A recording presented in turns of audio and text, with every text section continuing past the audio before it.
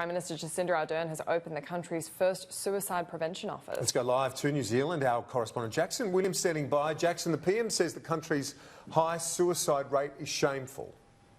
Jacinda Ardern says the sad reality is that almost everyone in New Zealand knows someone who has taken their own life. The number of suicides in New Zealand is at the highest level since records began 12 years ago. There were 685 suicides in the year to June. Today, the Prime Minister, Jacinda Ardern, opened the Suicide Prevention Office, the first office of its type, of its kind in the country. Its role will essentially be to coordinate the action, the work being done around the country to help bring down the country's high suicide rate. The Prime Minister, Jacinda Ardern, does admit that there are no easy solutions to what she describes as a highly complex problem.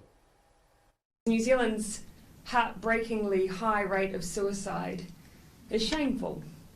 But more important than that, it is the grief that all of those numbers and those statistics leave behind. Jacinda Ardern has repeatedly resisted calls to introduce a national suicide target. She says having such a target in place would create an impression or at least imply that she has, or the government has, a tolerance for suicide. Jacinda Ardern says one life lost to suicide is simply one life too many.